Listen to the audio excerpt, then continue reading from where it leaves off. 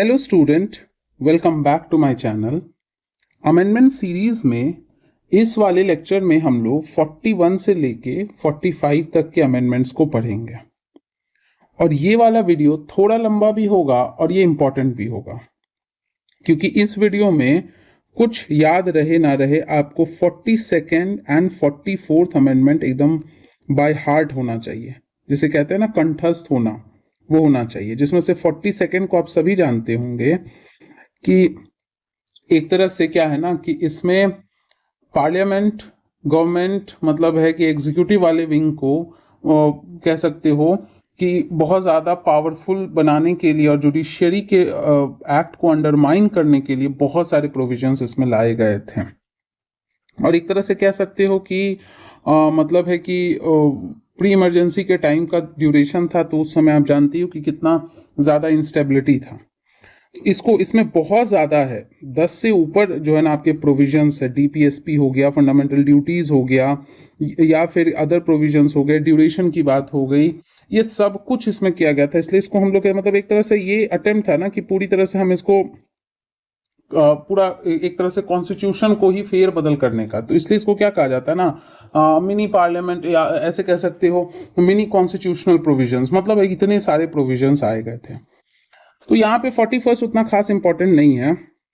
यहाँ पे यही हुआ था ना कि जो ज्वाइंट पब्लिक और स्टेट पब्लिक है ना, उसका रिटायरमेंट एज जो है उसको बढ़ा दिया गया था। अब कमेंट सेक्शन में आप ये बताइए कि हाई कोर्ट के जजेस का जो रिटायरमेंट एज है वो किस अमेंडमेंट में बढ़ाया गया था।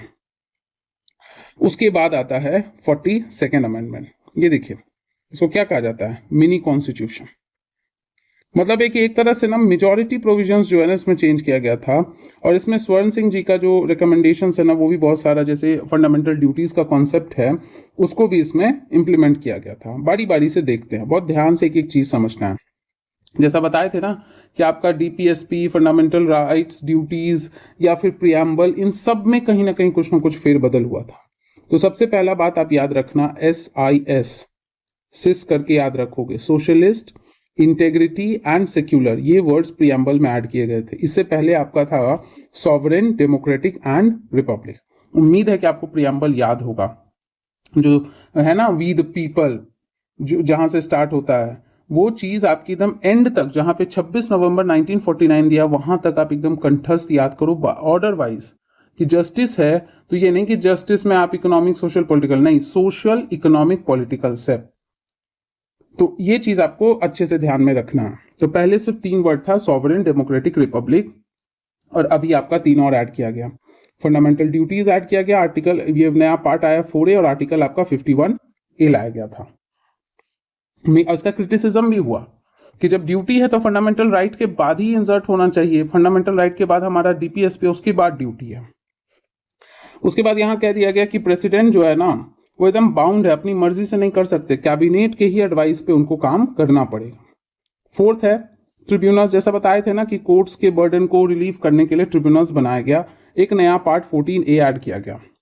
पार्ट्स को थोड़ा सा याद करने का, थोड़ा बहुत लॉजिकल, अब हर चीज के लिए ट्रिक पॉसिबल नहीं, लेकिन फिर भी थोड़ा बहुत लॉजिकल ट्राई किया गया। तो वीडियो को एक बार देख सकते हैं, कुछ फायदा होगा तो ठीक है, नहीं होगा तो कोई बात नहीं, क्लासिकली आप याद कर लेना। क्योंकि इतना कंटेंट है, सब में लॉजिक लगाओगे ना तो आप पे डबल बर्डन बढ़ जाएगा। मतलब सब में आप ट्रिक ही लगाओगे ना तो डबल बर्डन हो जाएगा। उसके बाद कहा गया कि लोकसभा का जो सीट है ना वो आपका 1971 के बेसिस पे 2001 तक के लिए फ्रीज रख दिया जाएगा। मतलब सीट नहीं बढ़ेगा लोकसभा का, जैसा है वैसा ही मेंटेन रहेगा। तो ये 5 चीज अभी के अभी ध्यान में पॉज करके याद रखिए। पहला है प्रियम्बल से रिलेटेड, दूसरा है आपका ड्यूटी से रिलेटेड, तीसरा है आपका बाइंडिंग से रिलेटेड कि प्रेसिडेंट बाउंड है, अपनी मर्जी से नहीं कर सकता है, चौथा है ट्रिब्यूनल से रिलेटेड, एंड पांचवा है कि फ्रीज कर दिया गया सीट को टिल 2001, मतलब 2001 के सेंसस तक। उसके बाद आता है क्या कि यहाँ पे कहा कि कॉन्स्टिट्यूशनल अमेंडमेंट पे जुडिशियरी आपका स्क्रूटनी नहीं करेगा, मतलब जुडिशियल रिव्यू का दायरा खत्म। तो कहे थे ना जैसा शुरू में कि जुडिशियल के लॉ को जो है, जुडिशियल के पावर को जो है ना अंडरमाइन करने की यहाँ पे कोशिश की गई थी। देखो, जुडिशियल रिव्यू के पावर को जो है कर्टेल कर दिया गया, हटा दिया गया। जो लोकसभा, स्टेट लेजिस्लेटिव है, उसका 5 से 6 साल बढ़ा दिया गया। मतलब अपने फेवर में, गवर्नमेंट अपने फेवर में काम कर रही है। उसके बाद provided that laws made for implementation of DPSP can not be declared invalid. कि इससे पहले क्या था ना कि अगर कोई भी डीपीएसपी का पार्ट किसी के फंडामेंटल राइट को जो है ये कर सकता है, फंडामेंटल राइट का हनन कर रहा है, तो उस पर कार्रवाई हो सकता है, उसको नकारा जा सकता है। लेकिन अब कहा गया कि नहीं, सोशल वेलफेयर के लिए कुछ भी आएगा तो उससे किसी का हनन हो नहीं हो, हमारा यहाँ पे किसी तरह से इनवैलिड डीपीएसपी को नहीं किया जाएगा। उसके बाद आता है क्या, तो यहाँ पे कहा गया क्या कि पार्लियामेंट को एम्पावर कर दिया गया कि आप जो है लॉज बनाइए ताकि एंटी नेशनल एक्टिविटीज, ये सब वही सब टाइम था ना 74, जो 70s का दौर था। इसी वक्त याद होगा आपका जयप्रकाश नारायण जी ने जो है टोटल रिवॉल्यूशन लाया।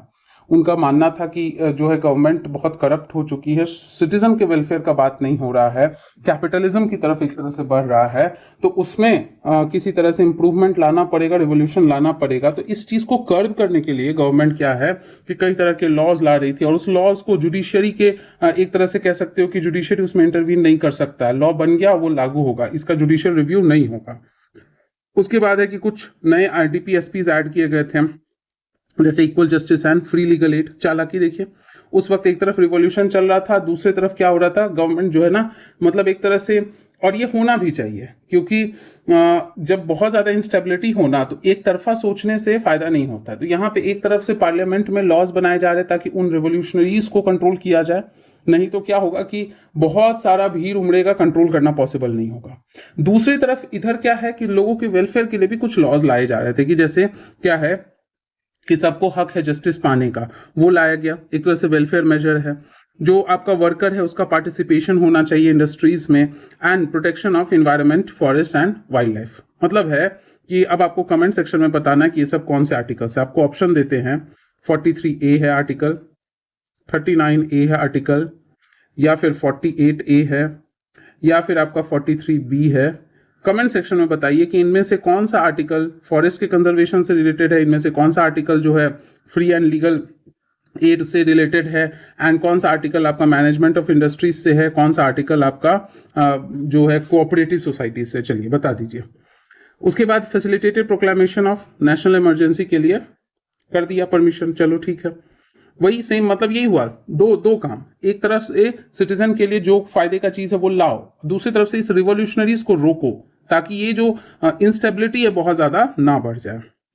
एंड प्रेसिडेंट रूल्स का जो था, प्रेसिडेंट रूल लगने का जो स्टेट पे लगता है, जब स्टेट का मशीनरी खराब हो जाए गवर्नमेंट का, तब प्रेसिडेंट सेंटर के कंट्रोल में आ जाता है। वो पहले था कि 6 महीने तक ही हो सकता है, लेकिन अब कहा कि नहीं, 1 साल तक भी इसका एक्सटेंशन किया जा सकता है। सब एक तरह से आपका क्या था ना, सब एक तरह से ये इंस्टेबल चीज को या अनस्टेबल चीजों को जो है ना कंट्रोल करने के लिए लाया गया था। उसके बाद देखिए कितने सारे जो है ना प्रोविजंस हैं। उसके बाद कहा कि कहीं पे कुछ दंगा फसाद हो तो सेंटर को पावर है, वो कहीं पे भी आर्म फोर्स को एम्प्लॉय कर सकता है। उसके बाद कह रहा है कि 5 सब्जेक्ट जो है ना वो स्टेट लिस्ट से किधर ट्रांसफर किया गया, कॉन्करेंट लिस्ट, मतलब जहां पे सेंटर और स्टेट दोनों कानून बना सकता है। याद रख लेना, बहुत बहुत इंपॉर्टेंट है, कुछ याद होना हो ये 15वां पॉइंट आप ध्यान में रखिएगा, क्योंकि बाकी प्रियम्बल एंड ऑल ये सब तो पढ़ते पढ़ते भी याद हो जाता है। Education, forest, protection of wild animals and birds, weights and measures, and administration of justice and organisation of all courts, ये ध्यान में रख लेना है। Did away with the requirement of quorum, मतलब है कि कोरम क्या होता है, मिनिमम क्वांटिटी ऑफ मेंबर्स जिसके बाद ही कोई मीटिंग स्टार्ट होगा। तो पहले था ना कि इतना होगा तभी मीटिंग स्टार्ट होगा, लेकिन अब कहा कि नहीं, अब ये सब हटाओ, 2 आदमी भी आएगा मीटिंग स्टार्ट होगा, हटाओ कोरम का कॉन्सेप्ट। उसके बाद आता है क्या कि पार्लियामेंट को जो है ना टाइम टू टाइम अपना पावर दे दिया गया कि जो उसके जो मेंबर है, कमिटीज है, उनके राइट्स और प्रिविलेजेस के बारे में डिसाइड करें। मतलब जुडिशियरी का नहीं रोल है, पार्लियामेंट जो है खुद ही अपना जस्टिस सिस्टम संभालेगा कि मेरे जो मेंबर्स है उनको क्या हक मिलना चाहिए, उनको क्या प्रिविलेजेस मिलना चाहिए, कौन कौन सा छूट होना चाहिए, पार्लियामेंट डिसाइड करेगा। कोशिश किया क्या निकालने का, ऑल इंडिया जुडिशियल सर्विस। अब आप कमेंट सेक्शन बताइए क्या ये अभी है, ऑल इंडिया जुडिशियल सर्विस जैसा कोई एग्जाम होता है, और होता है तो कौन कंडक्ट करता है बताइए। Shorten the procedure for disciplinary action by taking away the right of civil servant to make representation at the second stage of the inquiry। मतलब वही है कि किसी सिविल सर्वेंट के ऊपर आप ही बनिएगा तो आपके ऊपर कोई एक्शन होगा तो उसमें जो आपका ड्यूरेशन था ना कि हाँ इतना टाइम में इंक्वायरी होगा, सेकंड मीटिंग होगा, उसको घटा दिया, मतलब जल्दी जल्दी फास्ट ट्रैक आप पे इंक्वायरी बैठेगा। उसके बाद आता है 43rd अमेंडमेंट, इसमें कुछ खास नहीं है, वही था कि 42nd। अब क्या हुआ ना कि कांग्रेस हार गई, जनता गवर्नमेंट आई, जनता गवर्नमेंट अब ऑब्वियसली दूसरी गवर्नमेंट आएगी, तो जो चीजें जो है जो बहुत इनवैलिड है लॉजिकली भी, देखिए सिर्फ गवर्नमेंट एंटी गवर्नमेंट की बात नहीं है, कुछ चीजें लॉजिकली भी है, हो सकता है कि कुछ बात जो है हमको लग रहा हो कि हमने सही किया है, लेकिन जब मेरे बाद कोई आएगा तो उसको लगेगा कि नहीं, इन पॉइंट्स में दिक्कत है, इसको हटा दो। तो हमको मेरा पॉइंट ऑफ व्यू लगेगा सही ही, लेकिन क्या है कि जब कोई दूसरा जज करेगा तब तो पता चलेगा ना कि मेरे पॉइंट्स में कहाँ कमी है, तो वो उस चीज को क्या करेगा, करेक्ट करेगा। तो इसका मतलब ये नहीं है कि वो इंसान इसे हेल्दी वे में लेना चाहिए, कि वो इंसान जो है वो मेरे अगेंस्ट ही है या मेरा बुरा ही चाह रहा है, ऐसा कुछ भी नहीं है। वो हो सकता है ना कि सबको लगता है कि हाँ हाँ हम यहाँ सही हैं, लेकिन वो दूसरा नजरिया नहीं देख पा रहा होगा। तो इसी वजह से क्या है कि उसने कुछ कुछ प्रोविजन जो डिस्टॉर्शंस था उसको हटा दिया। जैसे एग्जांपल के तौर पे है आपका क्या, कि जो आपका एंटी नेशनल एक्टिविटी के लिए जो स्पेशल प्रोविजन था ना पार्लियामेंट को, जो 42nd में आया उसको 43rd में हटा दिया गया। सुप्रीम कोर्ट के जुरिस्डिक्शन, जो जुडिशरी के लॉ को अंडरमाइन कर दिया गया, उसको वापस ला दिया गया, मतलब कोर्ट का थोड़ा सा वैल्यू रिस्टोर हुआ। अब आता है क्या कि जो ये 42nd अमेंडमेंट है, इसी के अगेंस्ट में 44th भी आया, और इसी के अगेंस्ट में क्या है आपका 43rd भी आया। मतलब एक तरह से टसल चल रहा है, पावर टसल भी चल रहा है, और डिस्टॉर्शंस को हर गवर्नमेंट क्या चाहती है ना कि ये चीज गलत है हम सही करेंगे, दूसरा चाह रहा है कि उसने ये गड़बड़ किया है तो हम उसको क्या करेंगे, सही करेंगे। तो हर कोई क्या कर रहा है ना, एक टसल में एक थोड़ा सा इनस्टेबल सिचुएशन था, प्लस इस दौरान आपका क्या लगा हुआ था, इमरजेंसी लगा हुआ था देश में। तो ऑलरेडी क्या है ना, सेंटर स्टेट रिलेशन काफी गड़बड़ स्थिति में था। तो इसी वजह से क्या है कि 42nd जो किया उसको थोड़ा सा नलीफाई करने का कोशिश 43rd एंड 44th किया। 44th में भी बहुत सारे प्रोविजंस और ये बहुत इंपॉर्टेंट है। जैसे इसने वापस से क्या कर दिया, रीस्टोर कर दिया ड्यूरेशन को, इसने वापस से कोरम वाला कॉन्सेप्ट रीस्टोर कर दिया। मतलब सारे नहीं, बहुत सारा चीज है जो एक्सेप्ट भी हुआ, इसलिए कहते हैं यही हेल्दी डेमोक्रेसी है, और ये हेल्दी डेमोक्रेसी हमारे इंडिया में मौजूद है अभी भी। तो ये आपका जैसे ड्यूटी का कंसेप्ट था तो वो सही था, तो उसको नलीफाई नहीं किया गया। उसके बाद क्या है कि omitted the reference to the British House of Commons in the provision, जो पार्लियामेंट्री प्रिविलेजेस था ना पिछले में 42nd में, कि भाई इस तरह का प्रोविजन तो ब्रिटिश हाउस ऑफ कॉमन्स में भी मिलता है तो हमारे भी पार्लियामेंटेरियंस को मिलेगा, लेकिन इस बात से 44 तक एग्री नहीं था। उसने कहा नहीं नहीं हटाओ, हम अपना देश है अपने हिसाब से चलेंगे, ब्रिटिश हाउस ऑफ कॉमन्स को फॉलो नहीं करना है। देन उसके बाद क्या है कि जो आपका ये न्यूज़पेपर वगैरह है जिसमें ट्रू रिपोर्टिंग होता है, जो पिछले वाले में 42nd में क्या किया गया था कि बहुत बहुत रिस्ट्रिक्शंस लगाया था, वो रिस्ट्रिक्शन अब हटा दिया गया। उसके बाद आता है क्या कि प्रेसिडेंट के पास दे दिया था ना 42nd कि आप बाउंड हो, लेकिन आप कहा कि नहीं, अब आप जो है ना अपना एडवाइस जो है आप वापस कर सकते हो। उसके बाद क्या है कि जो आपका ये था कि प्रेसिडेंट, गवर्नर, एडमिनिस्ट्रेटर, ये ऑर्डिनेंसेस वगैरह जो है,